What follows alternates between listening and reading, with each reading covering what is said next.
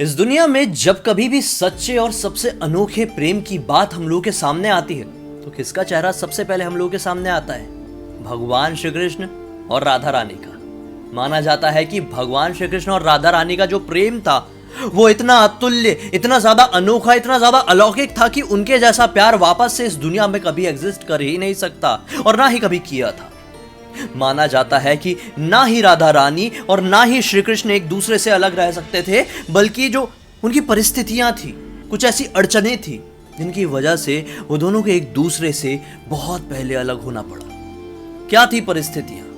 कैसे राधा रानी से श्री कृष्ण अलग हुए, कैसे राधा रानी की मृत्यु हुई और कैसे उन्होंने अपनी, समझ लो, प्राण से भी ज्यादा अधिक प्रिय बांसुरी को तोड़ के फेंक दी। क्या थी सिचुएशंस, क्या थी घटना, सब कुछ ब्लडी सत्य आज के इस हैरान कर देने वाले अनोखे एपिसोड में हम लोग डिस्कस करेंगे दोस्तों। दरअसल ये बात है तब की जब कंस ने मथुरा से बलराम और श्री कृष्ण जी को न्योता भेजा था कि वो उनकी नगरी मथुरा पधारे। जब ये बात सभी वृंदावन वासियों को पता चली तो लोग काफी ज्यादा दुखी हुए, व्याकुल हुए, मानो कि बहुत सारे लोग दुख में आकर फूट फूट कर रोए। लेकिन इनमें सबसे ज्यादा जो दुखी थी वो थी राधा रानी। मथुरा जाने से पहले राधा रानी से भगवान श्री कृष्ण मिले थे और इस बात का वचन दिया था, आश्वासन दिया था कि जब कभी भी आपको मेरी जरूरत पड़ेगी मैं आपके सामने प्रकट हो जाऊंगा, चाहे किसी भी तरह की परिस्थिति हो, कैसे भी हालात हो। और वचन देते भी क्यों ना, माना जाता है केवल 8 वर्ष की उम्र में ही स्वयं ईश्वर ने ही राधा रानी और श्री कृष्ण के बीच में प्रेम का बीज बो दिया था। 2 शरीर और एक प्राण थे राधा और श्री कृष्ण। खैर ये बात तो अलग। यहां पर जब कंस ने श्री कृष्ण को अपनी नगरी में न्योता भेजा था तो श्री कृष्ण और बलराम पहुंच गए मथुरा। कंस का वध किए, जो कुछ और राक्षस थे, असुर थे, उनका वध किए और इस तरीके से वापस से अच्छाई की नींव उन्होंने मथुरा में बोए। अब बात आई अपने जीवन में आगे बढ़ने की, तो भगवान श्री कृष्ण द्वारका वासियों का उद्धार करने के लिए द्वारका की तरफ प्रस्थान कर दिए और वहां पर एक प्रॉपर और सेटल्ड नगरी का निर्माण उन्होंने करवाया। वहां के लोग भी काफी ज्यादा प्रसन्न हुए। द्वारका नगरी भी दिन दुगनी रात चौगनी तरक्की की। यहां पर दूसरी तरफ राधा रानी श्री कृष्ण के बिना पूरी तरह से अधूरी हो चुकी थी। थोड़े वर्ष बीते, राधा रानी बड़ी हो गई। उनका विवाह यादव कुल के ही एक पुरुष के साथ हो गया। यहां पर श्री कृष्ण भी अपने जीवन में आगे बढ़ गए, लोगों की भलाई में आगे बढ़ने लगे। थोड़ा समय और बीता और श्री कृष्ण का अब विवाह भी हो चुका था। दूसरी तरफ राधा रानी भी अपने विवाह के पत्नी स्वरूप में सारे धर्म निभा रही थी। फिर जब राधा रानी वृद्ध हो गई, उन्हें भगवान श्री कृष्ण की याद सताई। वो उनसे मिलने के लिए द्वारका जा पहुंची। द्वारका में भगवान श्री कृष्ण का महल था।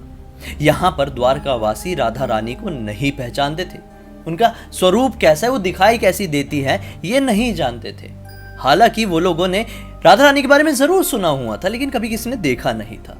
इस वजह से जब राधा रानी द्वारका में भगवान श्री कृष्ण के महल में पहुंची तो कोई भी डिटेल में जान नहीं पाया कि ये कौन आई। यहां पर राधा रानी के बार बार आग्रह करने की वजह से भगवान श्री कृष्ण के महल की वो एक देविका बन गई। अब महल में जो कोई भी काम होता, किसी भी तरह का कुछ भी तैयारी होती तो उसमें राधा रानी ही सबसे आगे रहती। वही सारे कार्यभार संभालती, वही सारी चीजें देखती। ऐसा करके थोड़ा और समय बीता, लेकिन यहां पर राधा रानी और श्री कृष्ण एक दूसरे से उस तरह से नहीं मिल पाते थे जिस तरह से वो बचपन में मिला करते थे। चीजें अब बदल चुकी थी। राधा रानी यहाँ पे देविका के स्वरूप में अपने आप को काफी ज्यादा अकेला महसूस करने लगी। उन्हें अपनी बचपन की चीजें याद आने लगी। वो सारी यादें उन्हें सताने लगी कि किस प्रकार से वो भगवान श्री कृष्ण के साथ रास लीला मनाती थी, यानी कि एक स्पेशल तरह का नृत्य किया करती थी। वो दुखी होने लगी और दुखी मन के साथ ही उन्होंने फैसला लिया कि वो द्वारका से कहीं और की तरफ प्रस्थान करेगी। अब वो कहां जा रही थी, क्यों जा रही थी, उन्हें नहीं पता था, लेकिन भगवान श्री कृष्ण जो कि त्रिकालदर्शी थे, उन्हें सब कुछ पता था। अब राधा रानी कहीं और चली गई, किसी एक वन के पास एक छोटे से गांव की छोटी सी कुटिया में रहने लगी। यहां पर थोड़ा और समय बीता और अब राधा रानी थोड़ी कमजोर हो गई, थोड़ी और वृद्ध हो गई।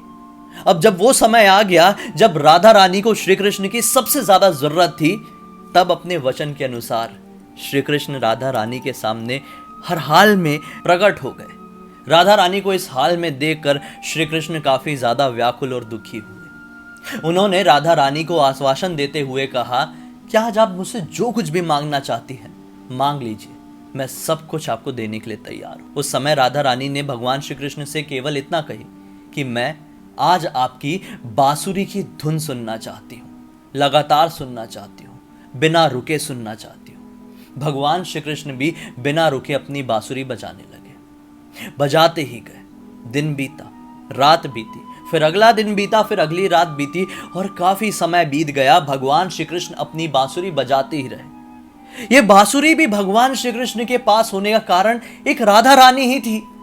राधा रानी को भगवान श्री कृष्ण की बांसुरी की धुन काफी ज्यादा पसंद थी। इसी वजह से भगवान श्री कृष्ण भी हमेशा अपने पास बांसुरी रखा करते थे। जब कभी भी श्री कृष्ण बांसुरी बजाया करते थे, राधा रानी जहां कहीं भी होती थी मानो एक तरीके से मंत्रमुग्ध होके दौड़ी चली आती थी कान्हा के पास। आज अवसर कुछ और था लेकिन हालात वही थे। भगवान श्री कृष्ण यहां पर बांसुरी बजा रहे थे और उनकी धुन में एक तरीके से मोह चुकी थी राधा रानी।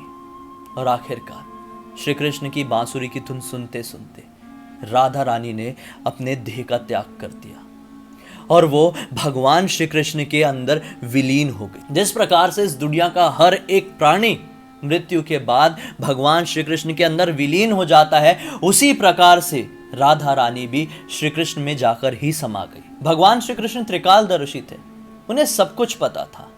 इस दुनिया के मोह माया के बारे में वो बहुत अच्छे से जानते थे, लेकिन फिर भी राधा रानी को अपना देह त्याग करते हुए देखकर श्री कृष्ण व्याकुल हो उठे, बहुत ज्यादा दुखी हो उठे और दुख में उन्होंने तुरंत ही अपनी बांसुरी तोड़कर एक झाड़ी के पीछे फेंक दी और उसी दिन खुद को ये वचन दे दिया कि आज के बाद वो कभी भी किसी भी प्रकार का वाद्य यंत्र नहीं बजाएंगे। और हुआ भी यही। भगवान श्री कृष्ण ने उसके बाद अपनी बांसुरी तो क्या, किसी भी प्रकार का कोई भी वाद्य यंत्र कभी नहीं बजाया। लेकिन ये राधा रानी और श्री कृष्ण के अलौकिक प्रेम का अंत नहीं था।